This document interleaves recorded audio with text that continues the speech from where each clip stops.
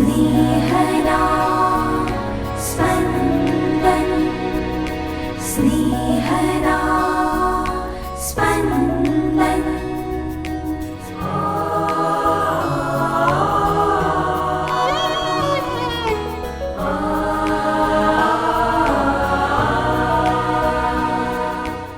પાસ્ખા ઋતુના 7મા અઠવાડિયાનો સોમવાર.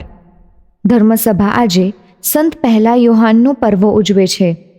આજના શુભ સંદેશમાં શિષ્યો એકરાર કરે છે કે ઈસુ પરમપિતા તરફથી આવેલા છે. પરમપિતા જ ઈસુની મહાવ્યથામાં ઈસુની પડખે રહેવાના છે. ઈસુ જાણે છે કે 12 શિષ્યો તેમને છોડીને ભાગી જશે, છતાં ઈસુનો તેમના શિષ્યો પ્રત્યેનો પ્રેમ ઘટતો નથી. સાંભળીએ સંત યોહાનકૃત શુભ સંદેશ, અધ્યાય 16, કડી 29-33. શિષ્યો બોલી ઉઠ્યા, વાહ, હવે આપ કેવું સ્પષ્ટ બોલો છો અને રૂપક વાપરતા નથી. હવે અમારી ખાતરી થઈ કે આપ બધું જાણો છો અને કોઈએ આપને પ્રશ્ન પૂછવાની જરૂર નથી.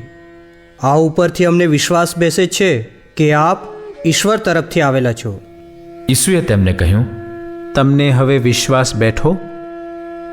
જુઓ, એવી ઘડી આવી રહી છે, અરે આવી જ છે, જ્યારે તમે બધા મને એકલો મૂકીને પોતપોતાને ઠેકાણે વેરાઈ જશો. તેમ છતાં હું એકલો નથી, કારણ પિતા મારી સાથે છે. આ બધું મેં તમને એટલા માટે કહ્યું છે કે જેથી મારા સાનિધ્યમાં તમને શાંતિ મળે. જગતમાં તો તમારે ભીંસ જ વેઠવાની છે, પણ હિંમત રાખજો, જગત ઉપર મેં વિજય મેળવ્યો છે. स्नेहदा स्पन्दन स्पन्दन। આ બધું મેં તમને એટલા માટે કહ્યું છે કે મારા સાનિધ્યમાં તમને શાંતિ મળે. સંસારમાં તો તમારે ભીંસ જ વેઠવાની છે, પણ હિંમત રાખજો, સંસાર ઉપર મેં વિજય મેળવ્યો છે. ઈસુએ સંસાર ઉપર વિજય મેળવ્યો છે એનો અર્થ એ કે ઈસુએ એમનું મુક્તિ કાર્ય પૂરું કરી લીધું છે અને આ મુક્તિ કાર્યનો અનુભવ આપણને રોજે રોજના જીવનમાં થઈ શકે છે ઈસુએ સ્થાપેલા સંસ્કારો દ્વારા. આ સંસ્કારો એ ઈશ્વરની અદૃશ્ય કૃપાઓની દ્રશ્ય નિશાનીઓ છે. આ બધા સંસ્કારોમાં સમાધાનનો સંસ્કાર એટલે કે પ્રાયશ્ચિત સંસ્કાર અને ખ્રિસ્ત પ્રસાદનો સંસ્કાર એવા સંસ્કાર છે જેના દ્વારા આપણે ભીંસ ભર્યા જીવનમાં ઈસુની શાંતિ સાથે જોડાયેલા રહી શકીએ છીએ. માનવીની મથરાવટી જ પાપી છે, એટલે પ્રયત્નો છતાં પણ માનવી પાપમાં લપસતો જ રહે છે. તેથી જ ઈસુએ સમાધાન સંસ્કારની સ્થાપના કરીને માનવીનો ઈશ્વર સાથેનો સંબંધ અતૂટ રહે એવી વ્યવસ્થા પહેલેથી જ કરી. સાચા પસ્તાવા રૂપે કરેલ પ્રાયશ્ચિત કેટલી શાતા પહોંચાડનારું હોય છે એ તો આપણે અનુભવીએ જ છીએ. ખ્રિસ્ત પ્રસાદમાં ઈસુના દેહ ને રક્તની હાજરી એ ઈસુનું જ વચન છે. અને શ્રદ્ધાની વાત એ છે કે ઈસુ સાધારણ હોસ્ટનું સ્વરૂપ બદલાયા સિવાય પણ એમાં મૂર્ત રૂપમાં હાજર રહી શકે એવું કરવું એમની માટે અશક્ય કેવી રીતે હોઈ શકે? અને ઈસુએ એવું જ કર્યું છે. ખ્રિસ્ત પ્રસાદ વિશે કેટલાય પરચા જોવા મળ્યા છે, પણ શ્રદ્ધાવાનોને ચમત્કારોની જરૂર લાગતી નથી. સંત ફ્રાન્સિસ ઝેવિયર એક માંદા માણસને ખ્રિસ્ત પ્રસાદ આપવા ગયા હતા. ત્યાં એ માંદા માણસને ખ્રિસ્ત પ્રસાદ આપ્યા પછી એને ઉલટી થઈ ગઈ. ઉલટીમાં આખો ખ્રિસ્ત પ્રસાદ બહાર આવી ગયો. ફ્રાન્સિસે ઉલટીમાંથી એ ખ્રિસ્ત પ્રસાદ લઈને પોતાના મોંમાં મૂકી દીધો. આ છે શ્રદ્ધા અને આદરની પરાકાષ્ઠા. આજકાલ કોઈ પણ સારા સમાચાર હોય તો કે કોઈને ગ્રીટ કરવામાં પ્રેઝ ધ લોર્ડ કહેવું ખૂબ પ્રચલનમાં છે. એને ઔપચારિકતા પૂરતું પણ ભાવસભર ને અર્થપૂર્ણ રીતે કહેવાય તો એ પ્રાર્થના જ બની જાય છે. અંગ્રેજીમાં લખાતા પ્રેઝ આ દરેક અક્ષરને આદ્યાક્ષરો એટલે કે એક્રોનિમની જેમ એક અર્થ આપવાનું કોઈએ શોધી કાઢ્યું છે. એમાં પી ફોર પ્રાઇમરી એટલે કે પ્રાથમિકતા. આપણા જીવનમાં ઈસુ જ આપણી પ્રાથમિકતા બની રહેવા જોઈએ. R for raise raise your voice. ઈસુના કૃપાદાનો બદલ ઊંચા અવાજે એમની સ્તુતિ કરો. A affirming God's will. પ્રભુની ઈચ્છા પૂરી થાવ એ સ્વીકાર. I internalise his teachings. ઈસુના શિક્ષણને આપણા જીવનમાં આત્મસાત કરવું. S for seeking Jesus always. હંમેશા ઈસુને આપણા જીવનમાં શોધવા. E for efforts. પ્રયત્નો. ઈસુનો સંદેશ ફેલાવવા સતત પ્રયત્નો કરતા રહેવું. અને ઈસુના જીવનનો મોટો સંદેશ છે ક્ષમાનો, જે તેમણે કોઈપણ જાતના પોતાના ગુના બદલ તેમને મોતને હવાલે કરી દીધા એવા લોકોને પણ માફી આપીને આપણને દાખલો બેસાડ્યો છે. કોઈને માફી ન આપીને આપણે એ વ્યક્તિને નહીં પણ આપણી જાતને જ સજા કરીએ છીએ. માફી આપી દેવાથી આપણે એમાંથી મુક્ત થઈ જઈએ છીએ.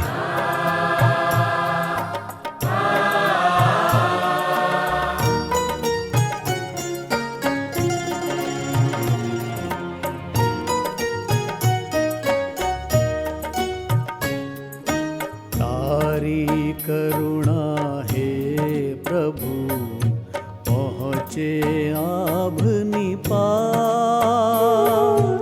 આસમાનને આંબી જતું તારું અવિચલ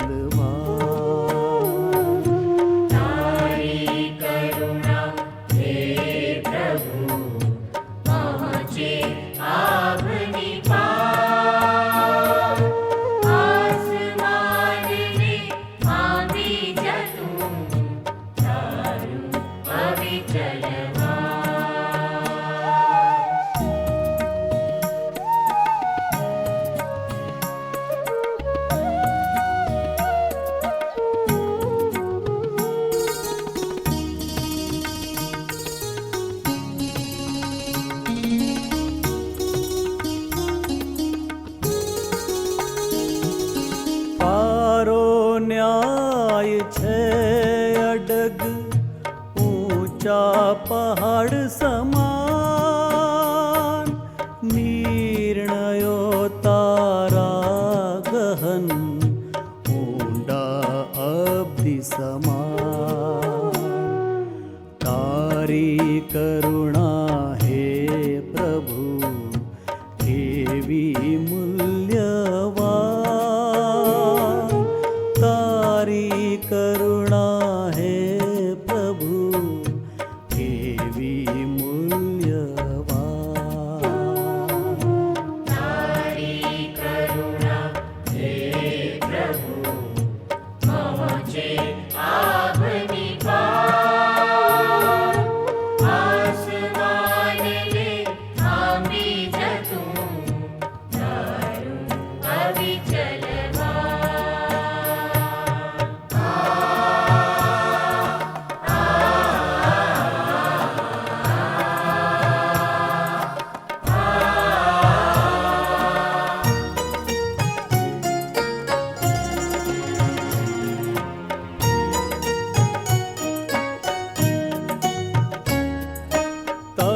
પાંખોની છાયામાં માનવ રક્ષે પ્રાણ.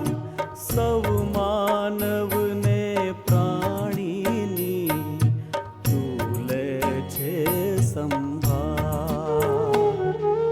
તારા ઘરના ભોજને એમને તૃપ્તિ થાય. તારી સુખ સરિતા તણા એમને જલતું પા. તારી કરુણા હે પ્રભુ પહોંચે આભની પાર.